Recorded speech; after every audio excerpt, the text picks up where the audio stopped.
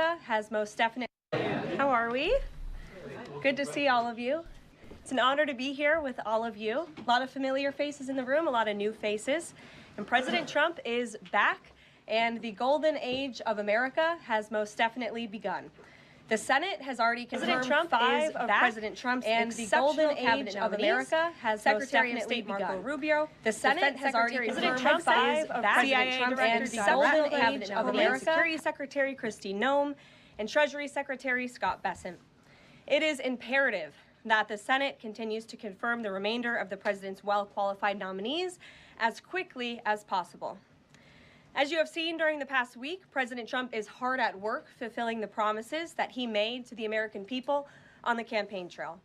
Since taking the oath of office, President Trump has taken Eric, what's up? A real lecture fan stream. Let's go. More than 300 executive actions, secured nearly $1 trillion in U.S. investments, deported illegal alien rapists, gang members, and suspected terrorists from our homeland, and restored common sense to the federal government. I want to take a moment to go through some of these extraordinary actions. On day one, President Trump declared a national emergency at our southern border to end the 4-year-long invasion of illegal aliens under the previous administration. Additionally, President Trump signed an executive order to end catch and release and finish construction of his effective border wall. By using every lever of his federal power, President Trump has sent a loud and clear message to the entire world.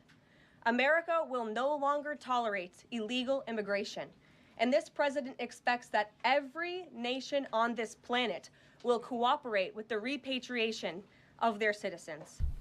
As proven by this weekend, when President Trump swiftly directed his team to issue harsh and effective sanctions and tariffs on the Colombian government, upon hearing they were denied a U.S. military aircraft full of their own citizens who were deported by this administration.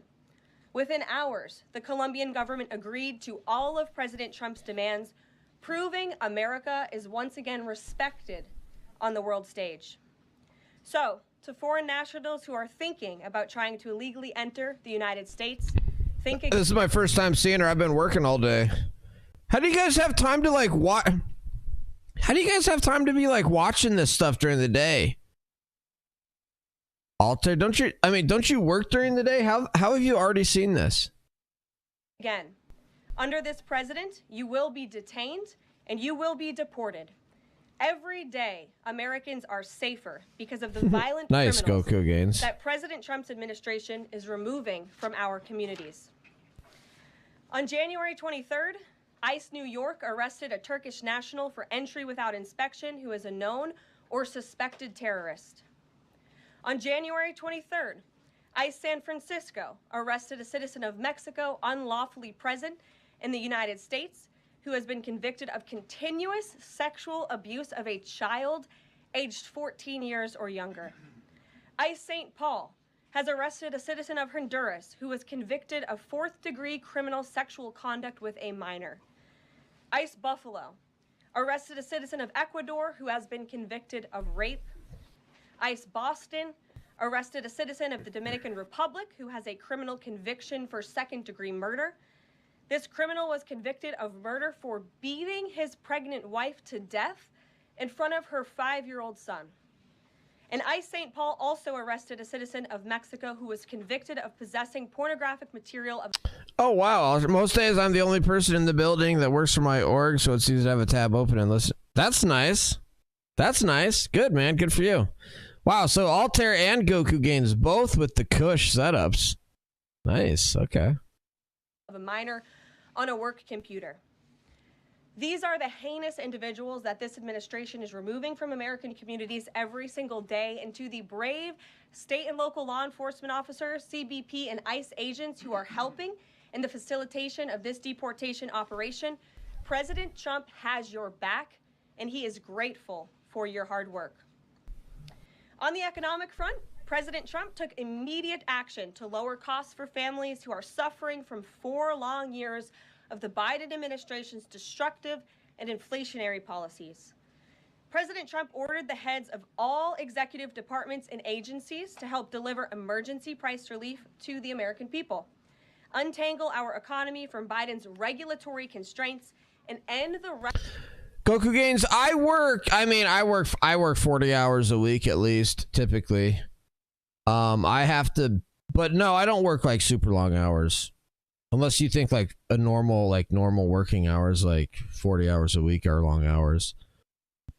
But no, I mean, sometimes I'll work more if I have a trial going on. Like I'll work really long hours if I have a trial going on or something like that. But if it's sort of like a normal situation, no trials, nothing going on, like 40 hours a week usually. Did you work longer hours when you clerked? First of all, I never clerked for a judge. When I was an associate attorney, and a summer associate attorney, I worked longer hours, yeah. Although no, not a ton more. I mean, actually, I worked at 2 different law firms. At both law firms, the billable hour rate was like one of them. It was 1,800. One was 1,700, which is not a lot for law firms. Like a lot of law firms will have like 2,200, 2,100, which is like 300, 400, 500 hours more than the firms that I was at. So I actually haven't worked a whole lot of hours for like for what you would consider to be like a super busy lawyer. But that's because I never worked for like the big firms.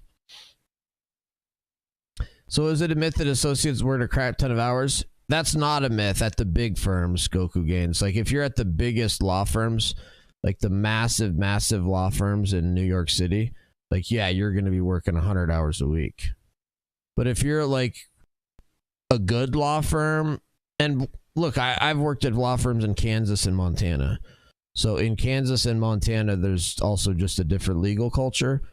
If you're compared to like New York City, Los Angeles, Chicago, Seattle, it doesn't matter. Any big city on the coast, any massive law firm, just totally different culture, totally different hours, totally different clients, totally different type of work. Law firms are hard work. Yeah, law firms are hard work. I mean, but a lot of like medium-sized, like good firms, like they're nice to work for. And especially when you become a partner and you have associates and paralegals and assistants. But yeah, when you're starting out as an associate at a medium or small firm, like you're going to work hard, but you also work like, 40 to 50 hours most of the time.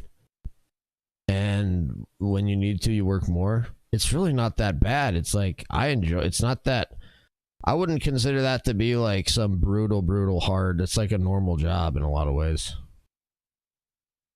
Does salary usually scale based on the size of the firm? Brax the Saint, yes it does. Yes it does. reckless war. How much are you actually in court? Very rarely, Goku Gains, simply because the vast majority of lawsuits settle.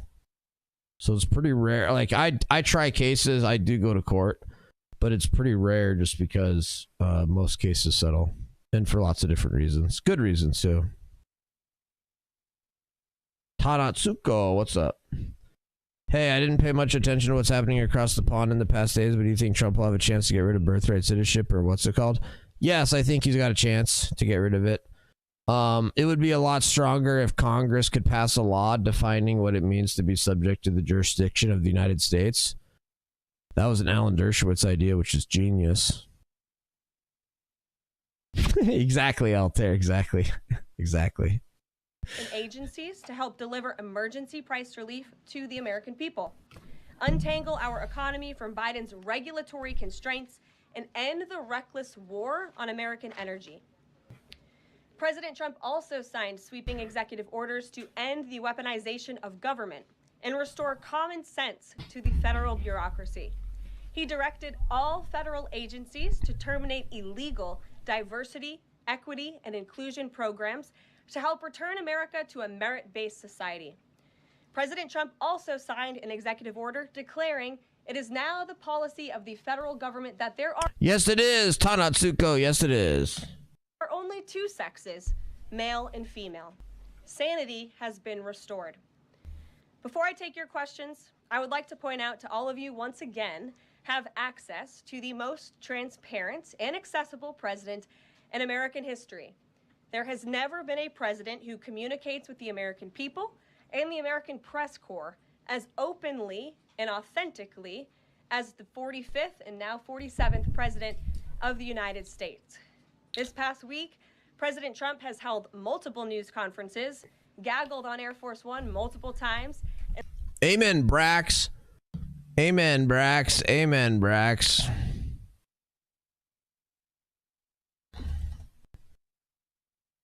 Amen, Brax. Amen. Amen.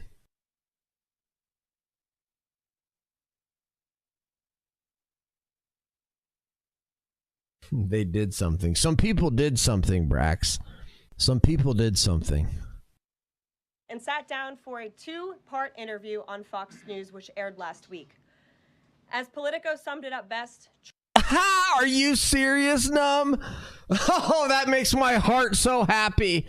That makes my heart so happy, Numb. Oh, thank you for sharing that. Thank you for sharing that. I want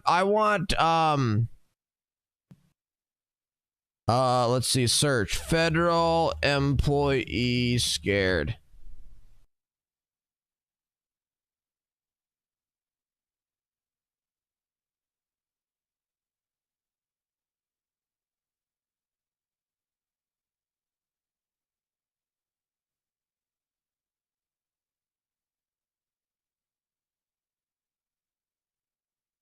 Breaking news tonight, the city of Chicago now being investigated for its sanctuary city status, with Mayor Brandon Johnson receiving a letter from Washington, D.C. And WGN's Brona Tumulty joins us now with the details tonight. Brona? Good evening. This is awesome! Of this letter inside of the last hour. It is from Congress, and it states in summary that Chicago and cities like it, notably Denver, Boston and New York, all of which are sanctuary cities, are now under investigation by the Committee on Oversight and Government Reform. Now, that letter refers to sanctuary jurisdictions. Awesome! Let's go! Sanctuary cities now under investigation, baby! I support it. 10 out of 10, 100 out of 100. Let's go!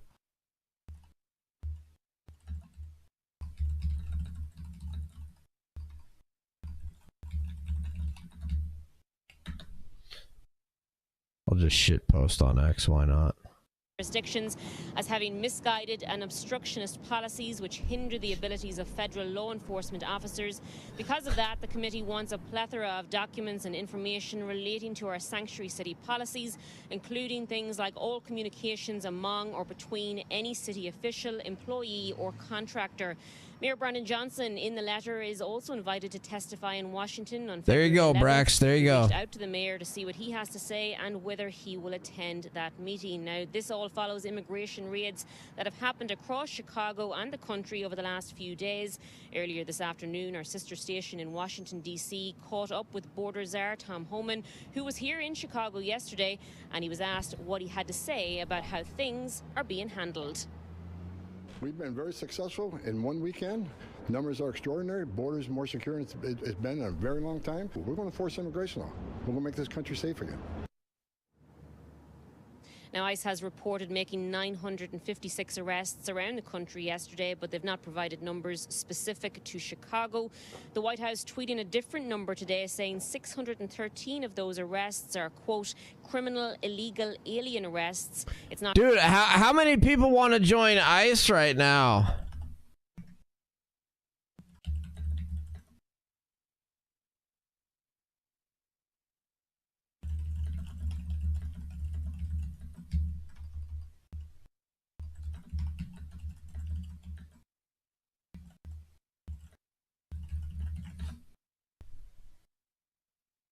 How many people are thinking about joining ICE right now? Anyone besides me?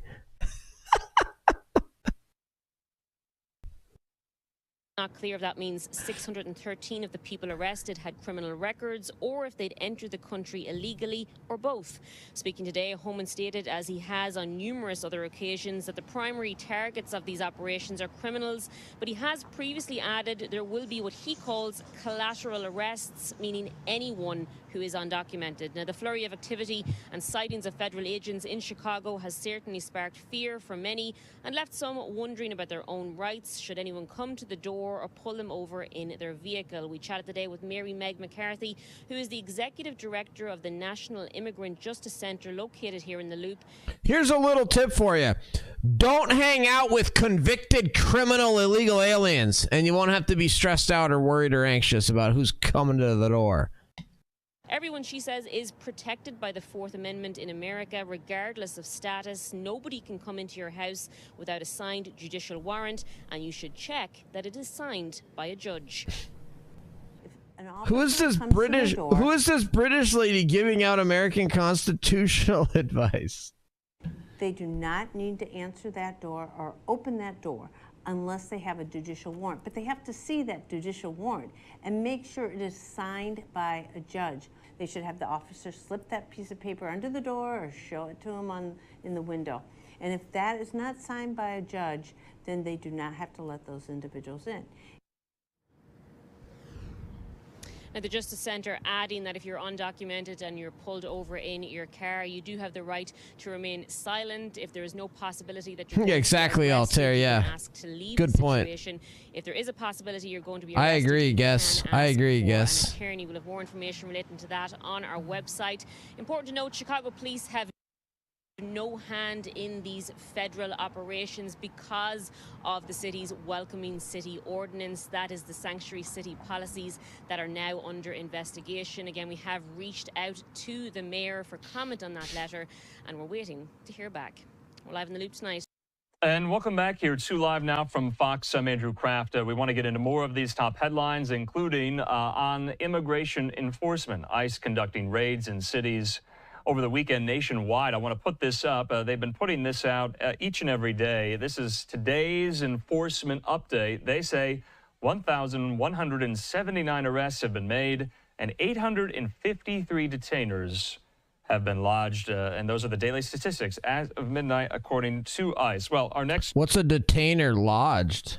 Story takes us to the Dallas, Texas area. A beautiful Live Now look there over the Dallas skyline, where some of these very raids were conducted in the last 48 hours. We're going to be joined by my friend there at Fox 4 Dallas, reporter David Santendry, with a look at some of these raids that were conducted this weekend in the Dallas-Fort Worth area. David joins me. David, good to see you here. What more do we know?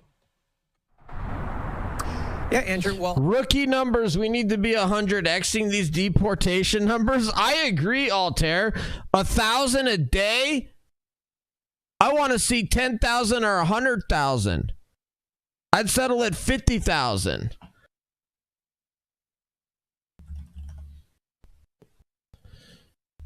A 1,000 arrests a day is rookie numbers. We need to see 10K or 50K arrests a day. ICE maintains that these are targeted operations seeking criminals. We know dozens of people already have been arrested here in North Texas, and of course those numbers that you showed show many more people across the country. Is that right, Guess? I've been wondering how many people have self-deported. How have tens of thousands already self-deported? I would assume that they're like in the middle of self-deporting now. Like nobody thought it was going to be like this. I would assume most illegal aliens didn't know that this was coming and didn't self-deport before this happened.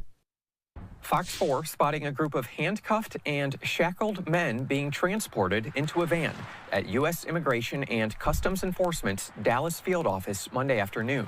It's where 84 people who were arrested on Sunday were taken for processing, according to a Homeland Security spokesperson who says the arrests were for various reasons, from drug charges to overstaying visas.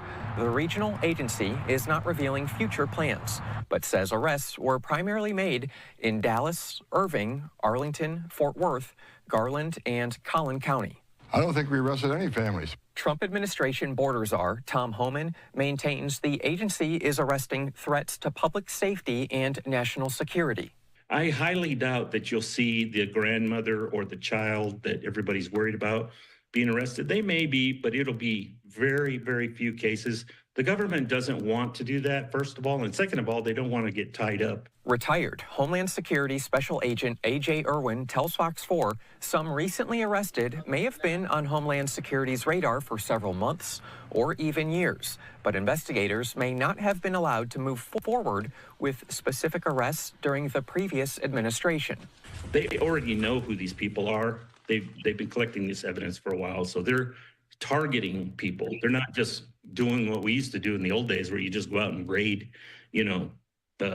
certain areas of a city that might have notoriously have a bunch of illegal aliens living in it. No, they're not doing that. It's all targeted. On Sunday, ICE reported 956 arrests. That's more than triple last year's daily average of 310 non-citizen arrests. Ultimately, the Trump administration wants to increase the daily number of arrests to between at least 1,200 to 1,500 people, according to a Washington Post report. I know we arrested 2 illegal aliens that had murder convictions that were walking the street. We arrested at least 7 sexual predators, mostly child predators. Hundreds in Dallas protested the illegal immigration policy on Sunday. The Trump administration says it will allow federal immigration agencies to make arrests at schools, churches, and hospitals, ending a policy that had been in effect since 2011. Homeland Security says criminals will no longer be able to hide in America's schools and churches to avoid arrest, adding, however, officers need to continue using discretion and a healthy dose of common sense around sensitive locations. As of now, it does not appear arrests have happened at those types of locations. And because schools are just such a talker right now, people wondering if there's any arrests that are going to be happening at schools, we reached out to Dallas ISD and Fort Worth ISD in our viewing area to see if they'll talk to us. Dude, my the Yellowstone County school district here actually had like the superintendent had a little like presentation and was saying like, here's what'll happen if ICE agents show up, and like he was saying like students, your students don't have to tell people if they're here illegally. If you're asked questions that relate to this, the kids don't have to answer it. And if people show up with a warrant, then we'll obviously have to let them in, but we'll help inform parents and students and help protect people's rights and make sure there's a warrant and make sure that no student has to like say what if they don't want to say what their immigration, all this stuff. And it's like, why are we like going out of our way to make it? Like, I understand like kids. I actually agree with making kids feel. I mean, it is unfortunate. It's a very, very sad situation when you have illegal alien kids. I think these parents that have illegal alien kids here are terrible parents. I think it angers me so much that these parents have put their little kids into these illegal situations where their kids are illegals now. What kind of a parent does that to their kid and puts their kids into an illegal situation like that? Horrible. No, there were some mandatory meetings for teachers and staff talking about potential new protocols going into effect because of what's happening with these updated arrests, but they were unwilling to meet with us for any sort of on-camera interview and elaborate on their plans. But again, just to clarify, we have seen no evidence whatsoever of anyone being arrested at a school, church, etc. ICE maintaining that these are people who are criminals that they're going after. Unfortunately, they have not been giving us any sort of heads up on where they are arresting people in North Texas, but we'll see how the week plays out. Those numbers that you were talking about, Andrew, looks like it's increasing nationwide because those numbers yesterday, 956, today, 1,179, so more than 200 additional people arrested for that daily average. All right, Fox 4 Dallas's David Centendry. David, always good to see you. We'll check in soon. Thanks, Andrew. All right, in the meantime here, we're staying in Texas, continuing this story here. We heard from Texas Governor Greg Abbott today. In this post, he says... Crazy, man. I was looking for federal employees that were like I'd probably have to search for like blogs and stuff. Who will mourn DEI? Arab American Civil Rights League holds Know Your Rights press conference. What a joke. Trump is everywhere again. Freedom Fan. What's up, Freedom Fan? Good to see you. I'm happy that Trump is doing what he all wanted the first time he was elected. He knows so much more now and isn't walking in blind. Amen. Well said. Amen. Well said. I wouldn't even know what to think if I was one of those kids, but the parents will probably influence them into believing that America is the problem and not the fact they crossed the border illegally. Right. Right, Brax. Yep. Has a great story to tell about the legendary Totally, American Tana. Yep. revival that is Trailer well Trash. underway. What up, Trailer Trash? And in keeping with this revolutionary media approach that President Trump deployed during the campaign, the Trump White House will speak to all media outlets and personalities, not just the legacy media who are seated in this room. Because according to recent polling from Gallup, Americans' trust in mass media has fallen to a record low. Millions of Americans, especially young people, Love it. have turned Going from after 'em. traditional Boom. television outlets and newspapers to consume their news from podcasts, blogs, social media, and other independent outlets. It's essential to our team that we share President Trump's message everywhere and adapt this White House to the new media landscape in 2025. To do this, I am excited to announce the following changes will be made to this historic James S. Brady briefing room, where Mr. Brady's legacy will endure. This White House believes strongly in the First Amendment, so it's why our team will work diligently to restore the press passes of the 440 journalists whose passes were wrongly revoked by the previous administration.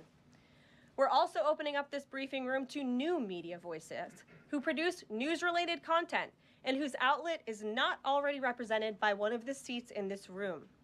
We welcome independent journalists, podcasters, social media influencers, and content creators to apply for credentials to cover this Wonderful. White House. Wonderful. And you can apply Wonderful. now on our new website, whitehouse.gov/new media. Starting today, this seat Should I apply? Should I apply? in the front of the room, which is usually occupied by the press secretary's staff, will be called the new media seat. My team will review the applications and give credentials to new media applicants who meet our criteria and pass United States Secret Service requirements to enter the White House complex.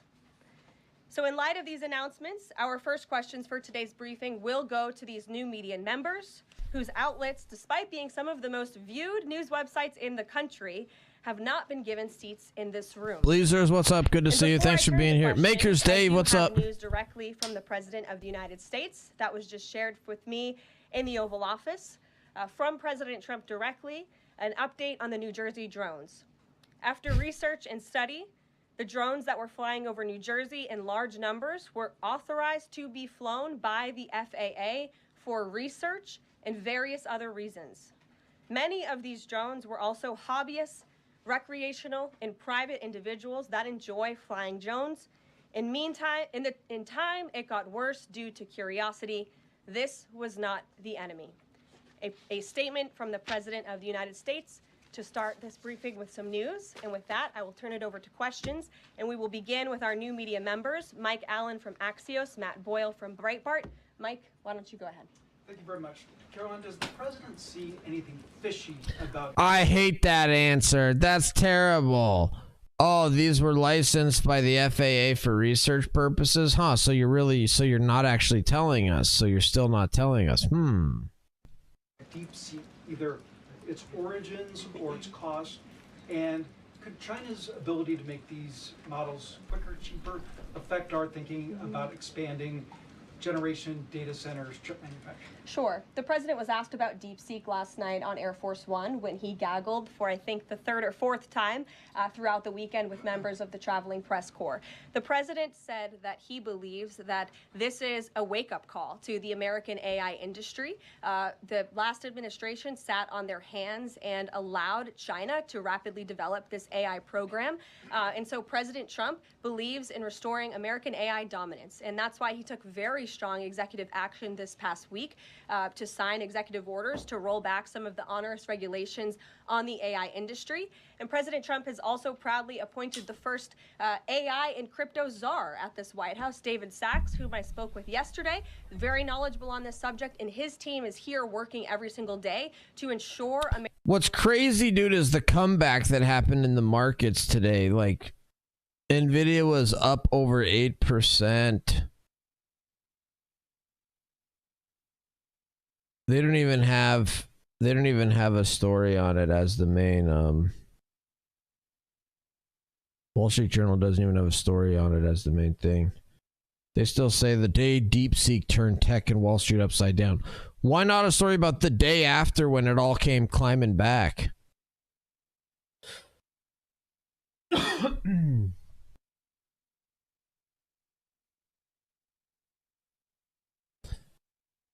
DeepSeek won't sink U.S. AI titans, panic fueling the sell-off.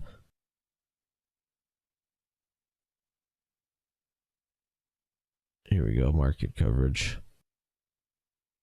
NASDAQ gains 2%.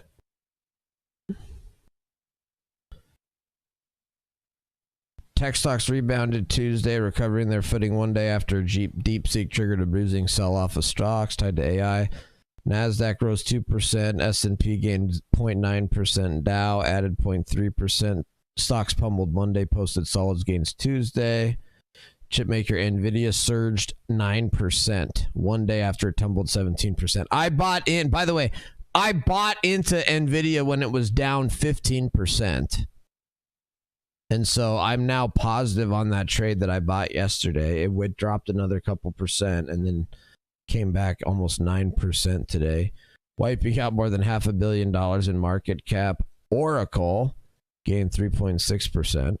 The rebound suggested some investors saw Monday's sell-off as a buying opportunity, while the emergence of DeepSeek, a low-cost Chinese AI player, punctured the lofty valuations of many AI-linked stocks. Some executives have argued that cheap AI will ultimately hasten adoption of the tech and benefit the broader industry.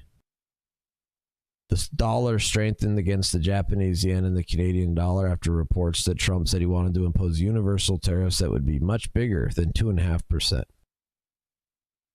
Dude, the dollar is gaining strength. Is right now one of the best times to travel as an American?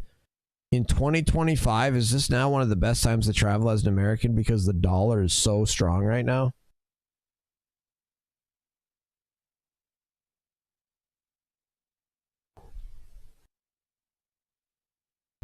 The 10-year ticked up to 4.55 as investors sold government bonds. Corporate earnings are likely to take back the spotlight this week as investors move past DeepSeek drama. GM slumped 9% Tuesday after the automaker reported a $2.9 billion quarterly loss.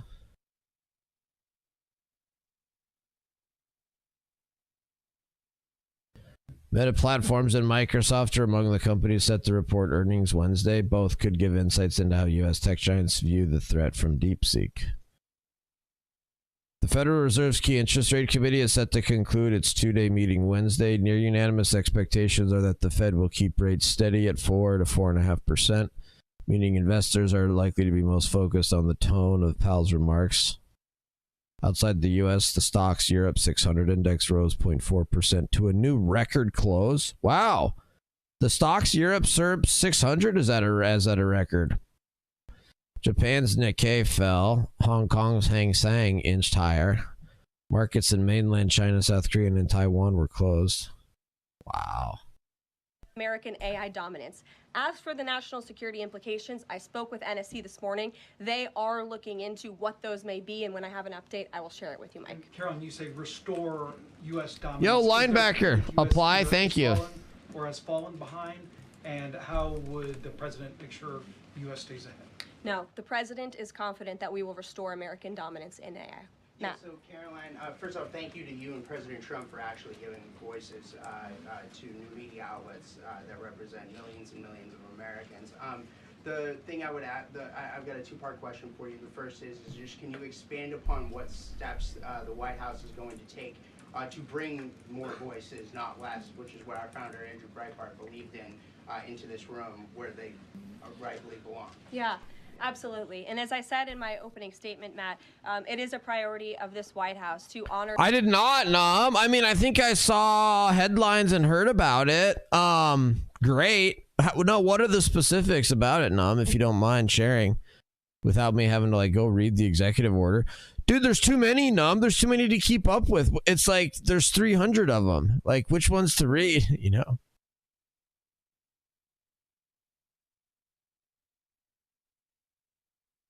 By the authority vested me as president by the Constitution and the laws of the USA and as commander-in-chief, the U.S. has a clear mission to protect the American people and our homeland. Success in the mission requires a singular focus. Recently, however, the armed forces have been afflicted with radical gender ideology to appease activists unconcerned with the requirements of military service like physical and mental health, selflessness, and unit cohesion. Longstanding DoD policy provides it's the policy of the duty to ensure the service members are free of medical conditions or physical defects that may reasonably expected to require excessive time lost from duty for necessary treatment or hospitalization. As a result, many mental and physical health conditions are incompatible with active duty, from conditions that require substantial medication or medical treatment to bipolar and disorders, eating disorders, suicide, prior psychiatric hospitalization. Consistent with the military mission and longstanding DoD policy, expressing a false gender identity divergent from an individual's sex cannot satisfy the rigorous standards necessary for military service. Boom! Wow!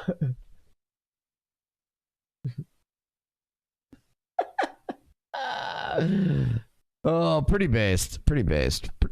Pretty based. Beyond the hormonal and surgical medical interventions involved, adoption of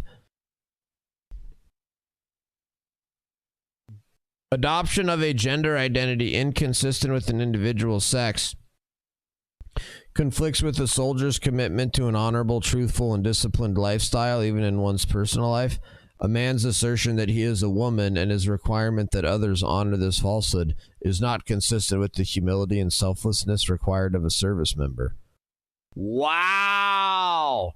Wow!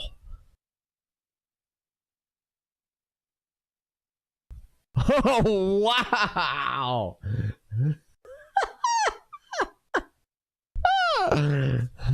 So many W's.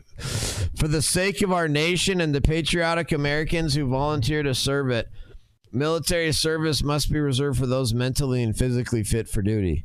The armed forces must adhere to high mental and physical health standards to ensure our military can deploy, fight, and win, including in austere conditions and without the benefit of routine medical treatment or special provisions.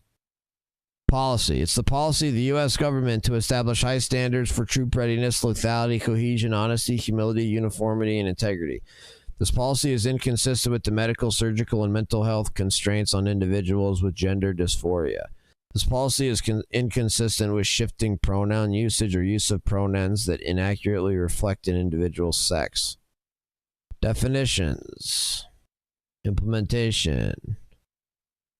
Directives to end invented and identification-based pronoun usage to best achieve the dude, banning pronouns. Love it, dude. I love it. Banning pronouns. I love it so much.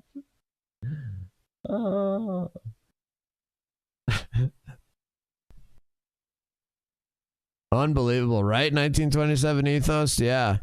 But hate that we are in a time where such a common sense acceptance of reality is considered a win. Oh, true, Altair, that you have to have an executive order that to recognize reality. That's incredible, man. The First Amendment. And it is a fact that Americans are consuming their news media from various different platforms, especially young people. And as the youngest press secretary in history, thanks to President Trump, I take great pride in opening up this room to new media voices to share the president's message with as many Americans as possible. In doing so, number one, we will ensure that outlets like yours, Axios and Breitbart, which are widely respected and viewed outlets, have an actual seat in this room every day. We also, again, encourage anybody in this country, whether you are a TikTok content creator, a blogger, a podcaster, if you are producing legitimate news content, no matter the medium, you will be allowed to apply for press credentials to this White House. And as I said earlier, our new media website is whitehouse.gov/new media. And so we encourage people to apply. Again, as long as you are creating news-related content of the day and you're a legitimate independent journalist, you're welcome to cover this White House. And secondly, Caroline, you said you laid out several of the actions that President Trump has taken. Obviously, it's a stark contrast to the previous administration and breakneck speed from President Trump. Can we expect that pace to continue as the first 100 days moves along here and beyond that?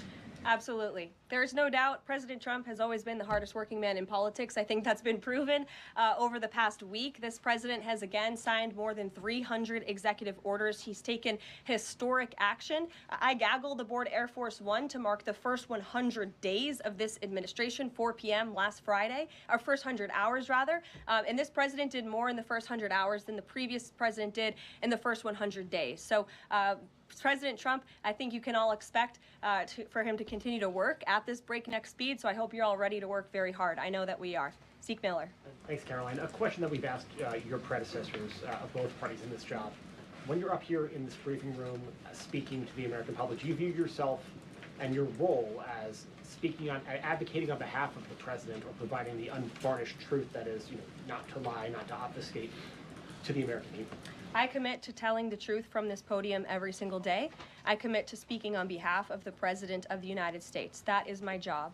And I will say it's very easy to speak truth from this podium when you have a president who is implementing policies that are wildly popular with the American people. And that's exactly what this administration is doing. It's correcting the lies and the wrongs of the past 4 years, many of the lies that have been told to your faces in this very briefing room. I will not do that. But since you brought up truth, Zeke, I would like to point out, while I vowed to provide the truth from this podium, we ask that all of you in this room hold yourselves to that same standard. We know for a fact there have been lies that have been pushed by many legacy media outlets in this country about this president, about his family, and we will not accept that. We will call you out when we feel that your reporting is wrong or there is misinformation about this White House. So yes, I will hold myself to the truth, and I expect everyone in this room to do the same. And Caroline, just on a substantive question, yesterday the White House Office of Management and Budget directed across the board freeze, with some exceptions for individual assistance, we understand, to federal grants. It's caused a lot of confusion around the country among Head Start providers, among providers services to homeless veterans, Medicaid providers, states saying they're having trouble accessing the portal. Could you help us clear up some of the confusion, give some certainty to folks, and also is that uncertainty, how does that uncertainty service the president's voters? Well, I think there's only uncertainty in this room amongst the media. There's no uncertainty in this building. So let me provide the certainty and the clarity that all of you need. This is not a blanket pause on federal assistance and grant programs from the Trump administration. Individual assistance, that includes, I'm not naming everything that's included, but just to give you a few examples, Social Security benefits, Medicare benefits, food stamps, welfare benefits, assistance that is going directly to individuals will not be impacted by this pause. And I want to make that very clear to any Americans who are watching at home who may be a little bit confused about some of the media reporting. This administration, if you are receiving individual assistance from the federal government, you will still continue to receive that. However, it is the responsibility of this president and this administration to be good stewards of taxpayer dollars. That is something that President Trump campaigned on. That's why he has launched DOGE, the Department of Government Efficiency, who is working alongside OMB. And that's why OMB sent out this memo last night, because the president signed an executive order directing OMB to do just this. And the reason for this is to ensure that every penny that is going out the door is not conflicting with the executive orders and actions that this president has taken. So what does this pause mean? It means no more funding for illegal DEI programs. It means no more funding for the Green New scam that has cost American taxpayers tens of billions of dollars. It means no more funding for transgenderism and wokeness across our federal bureaucracy and agencies. No more funding for Green New Deal social engineering policies. Again, people who are receiving individual assistance, you will continue to receive that. And President Trump is looking out for you by issuing this pause because he is being good steward of your taxpayer dollars. Thanks, Caroline. Sure. How long is this pause going to last, and how is the Trump administration recommending that organizations that rely on federal funding make payroll, pay their rent in the meantime? It is a temporary pause, and the Office of Management and Budget is reviewing the federal funding that has been going out the door. Again, not for individual assistance, but for all of these other programs that I mentioned. I also spoke with the incoming director of OMB this morning, and he told me to tell all of you that the line to his office is open for other federal government agencies across the board, and if they feel that programs are necessary and in line with the president's agenda, then the Office of Management and Budget will review those policies. I think this is a very responsible measure. Again, the past 4 years, we've seen the Biden administration spend money like drunken sailors. It's a big reason we've had an inflation crisis in this country, and it's incumbent upon this administration to make sure, again, that every penny is being accounted for honestly. Why impose this pause with so little notice? Why not give organizations more time to plan for the fact that they are about to lose, in some cases, really crucial federal funding, at least for a period of time? There was notice. It was the executive order that the president signed. There's also a freeze on hiring, as you know, a regulatory freeze, and there's also a freeze on foreign aid. And this is, again, incredibly important to ensure that this administration is taking into consideration how hard the American people are working. And their tax dollars actually matter to this administration. You know, just during this pause, DOJ and OMB have actually found that there was $37 million that was about to go out the door to the World Health Organization, which is an organization, as you all know, that President Trump, with the swipe of his pen in that executive order, is no longer wants the United States to be a part of. So that wouldn't be in line with the president's agenda. DOJ and OMB also found that there was about to be 50 million taxpayer dollars that went out the door to fund condoms in Gaza. That is a preposterous waste of taxpayer money. So that's what this pause is focused on, being good stewards of tax dollars. And so this doesn't affect Meals on Wheels or Head Start or disaster aid? Again, it does not affect individual assistance that's going to Americans. To follow up on Nancy, do you think there will be a list of who is affected and how much money is affected? How will these contractors and organizations know if they are actually having their funding frozen? And then secondly, if you're willing, can you just clarify, is the end goal of this to essentially challenge Congress or to prove that the president can withhold federal funding? In other words, is this an attempt to pick a fight to prove that he can do this? No, absolutely not. As it says right here in the memo, which I have, and I'd encourage all of you to read it, it says the American people elected President Trump to be the president of the United States and gave him a mandate to increase the impact of every federal dollar. This memo requires federal agencies to identify and review all federal financial assistance programs and supporting activities consistent with the president's policies and requirements. The American people gave President Trump an overwhelming mandate on November 5th, and he's just trying to ensure that the tax money going out the door in this very bankrupt city actually aligns with the will and the priorities of the American people. Brian Glenn. Yes. Welcome. You Thank look you. great. You're doing a great job. Thank you talked you. about transparency, and some of us in this room know how just transparent President Trump has been the last 5 or 6 years. I think you'll do the same. My question is, do you think this latest incident with the president of Colombia is indicative of the global, powerful respect they have for President Trump moving forward, not only to engage in economic diplomacy with these countries, but also world peace? Absolutely. I'll echo the answer that the president gave on Air Force One last night when he was asked a very similar question by one of your colleagues in the media. This signifies peace through strength is back. And this president will not tolerate illegal immigration into America's interior. And he expects every nation on this planet, again, to cooperate with the repatriation of their citizens who illegally entered into our country and broke America's laws. Won't be tolerated. And as you saw, the Colombian government quickly folded and agreed to all of President Trump's demands. Flights are underway once again. Deanna. 2 questions on deportations, if I may. President Trump had said on the campaign trail that he would deport pro-Hamas students who are here on visas. And on his first day in office, he signed an executive order that said, quote, the U.S. must ensure that admitted aliens and aliens otherwise present in the U.S. do not bear hostile attitudes towards the citizens, culture, government, institutions, or founding principles. So should we take this executive order as Trump saying he would be open to deporting those students who are here on visas but, you know, hold pro-Hamas sympathies? The president is open to deporting individuals who have broken our nation's immigration laws. So if they are here illegally, then certainly he is open to deporting them. And that's what this administration is hard at work at doing. We receive data from DHS and from ICE every single day. From what we hear on the ground, ICE agents are feeling incredibly empowered right now because they actually have a leader in this building who is supporting them in doing their jobs that they were hired to do, which is to detain, arrest, and deport illegal criminals who have invaded our nation's borders over the past 4 years. That's what the president is committed to seeing. Peter. Yo, thank you, Makers Dave. Thank you, Makers Dave. Thank you, Makers Dave. Wow, I appreciate that, Makers Dave, especially when I'm so freaking distracted over here. I wish I could tell you guys. I wish I could tell you guys the phone call I just got. But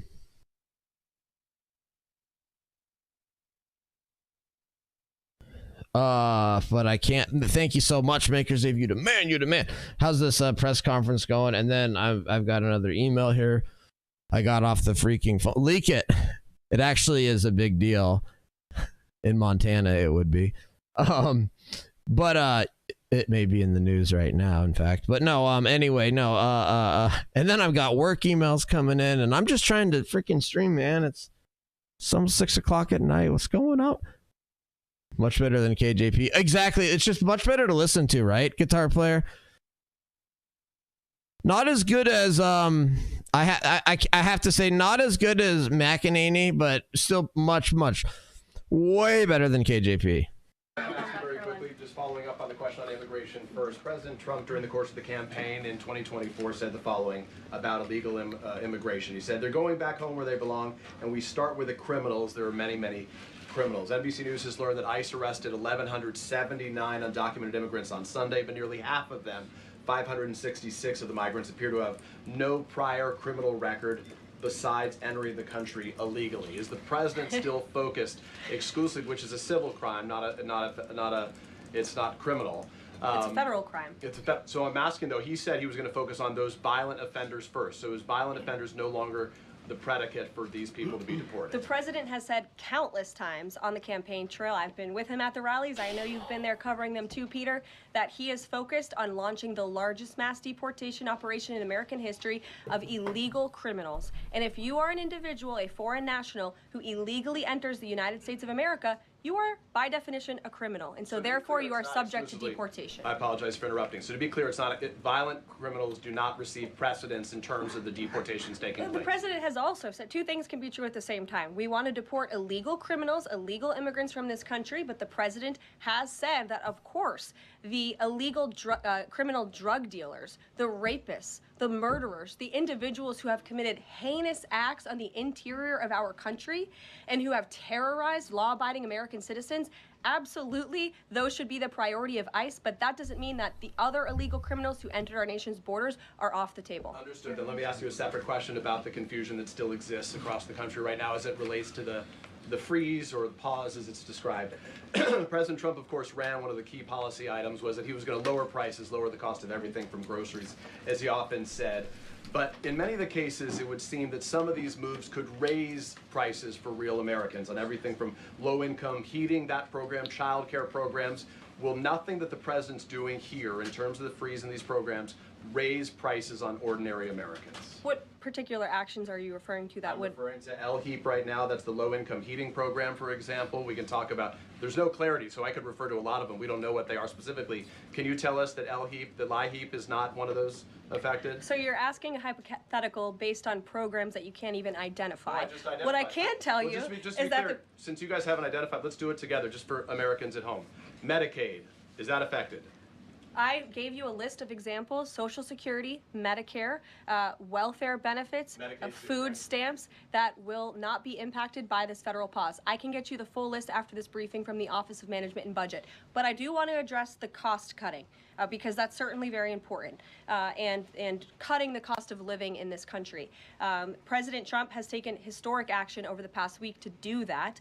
He actually signed a memorandum to deliver emergency price relief for American families, which took a number of actions. I can walk you through those. He also repealed many onerous Biden administration regulations. We know over the past 4 years, American households has been essentially taxed $55,000 in regulations from the previous administration. President Trump, with the swipe of his pen, rescinded those, which will ultimately put more money back in the Man, pockets of she's the American killing people. it. So Wow. deregulation is a big deal. And then when it comes to energy, Yo, Deflux, POTUS tracker. No, I haven't. The president is in the White House.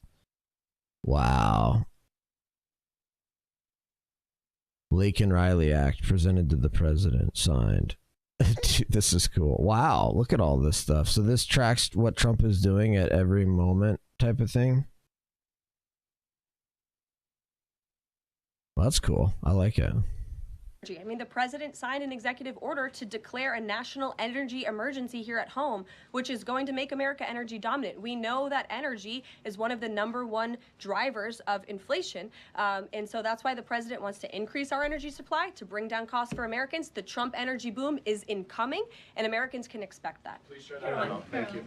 Caroline, I think some of the confusion may be here with this pause on federal funding. You've made it clear you're not stopping funds that go directly to individuals, but there certainly are lots of organizations that receive funding and then may pass along the Frick, you know Meals what? on Wheels for one. Frick, I have to work, guys. I have to do some work stuff. Thank you guys for being here.